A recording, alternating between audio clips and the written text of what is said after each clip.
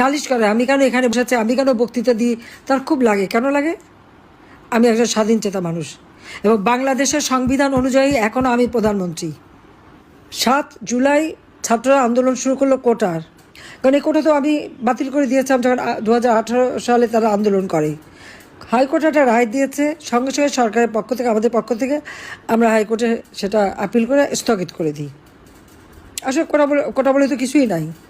তারপর 7 জুলাই থেকে যখন আন্দোলন শুরু করে, আমি তখন সবাইকে বলেছিলাম, পুলিশ আইজিপি কমিশনার বা আমাদের সবাইকে বলছিলাম, দেখ বা ছেলেপেলেরা আন্দোলন করছে, আমরা তো আন্দোলন সংগ্রাম করে রোদে পুড়ে বৃষ্টিতে ভেজে দিনের পর দিন সংগ্রাম করেই এই দেশ স্বাধীন করেছে। এরা তো সেসব কিছু করতে হয়নি।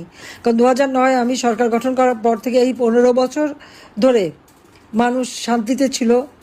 লেখাপড়ায় যেখানে বছরের পর বছর সেশন জট থাকতো, জিয়ার আমলে, এরশাদের আমলে, খালেদা জিয়ার আমলে, আওয়ামী লীগের আমলে কোনো সেশন জট ছিল, আস্তে আস্তে সেশন জট কমালাম। লেখাপড়া নিয়মিত করা, উচ্চশিক্ষা, ডিজিটাল শিক্ষা, সাবমেরিন কেবল, বঙ্গবন্ধু স্যাটেলাইট উৎক্ষেপণ, আমাদের ওয়াইফাই কানেকশন ছাড়া বাংলাদেশে সবই তো আমরা করে দিয়েছি।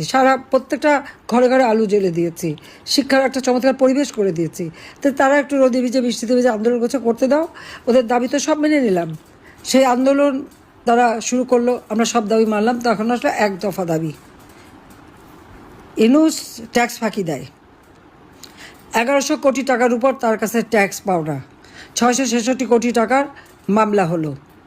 সেই মামলা রায় হওয়ার কথা ছিল 6 আগস্ট। প্রত্যেকটা তার যে এই যে 48টা কোম্পানি সবই কিন্তু একটাও লাভজনক না।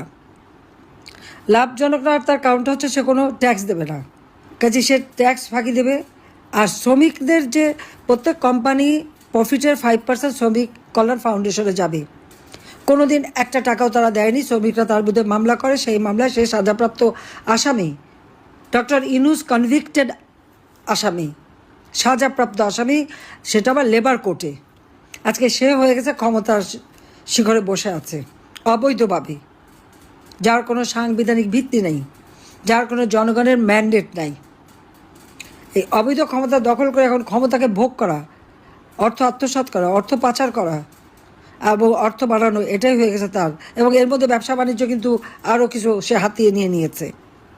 ঠিক বিকাশ, নগদ এদের মতো তিনি টাকা এক্সচেঞ্জ করতে পারবেন।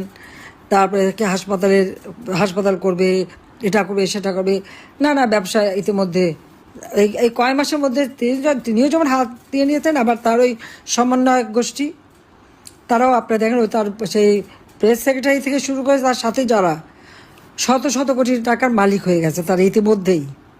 1000 টাকা খরচ করার ক্ষমতা ছিল না তাদের, এখন শত কোটি টাকা ছাড়া তার চোখে দেখে না, আবার দলও করে ফেললো। এইভাবে একটা দেশকে যে তারা ধ্বংসের দিকে নিয়ে গেল এবং পুরো দেশটা একটা জঙ্গি। আজকে যেখানে আমি কথা বলি, আমার আওয়ামী লীগের অগণিত নেতাকর্মী ঘর বাড়ি ব্যবসা প্রতিষ্ঠান সব একে একে ধ্বংস করে দিচ্ছে। সবথেকে দুঃখের বিষয়, 32 নম্বরে বঙ্গবন্ধু ভবন, যে ভবন থেকে জাতির পিতা স্বাধীনতার ঘোষণা দিলেন, রাষ্ট্রপতি হিসেবে তিনি কিন্তু কোনো বড় জায়গায় থাকেন নাই, ওই ছোটো বাড়িটাই থাকতেন। কারণ এই বাড়িটা আমার মা নিজের হাতে তৈরি করেছিলেন। মাত্র 2টো কামরা করে আমাদের নিয়ে এসে ওঠেন, একটা করে প্রত্যেকটা ইট মা নিজের হাতে পানিতে ভেজাতেন, কাঁচনি দিয়ে গেলে নিজে হাতে পানি দিতেন লেবার খরচ কমাতে। সেইভাবেই বাড়িটা আমার মা গড়ে তুলেছিলেন। ওই বাড়িতে কিন্তু আমার মা, বাবা, ভাই সবাইকে হত্যা করলো, রক্তের দাগ, বুলেটের চিহ্ন ওই বাড়িতে। ওই একটা সম্পত্তি তো আমাদের 2 বোনের, আমরা তো সেটা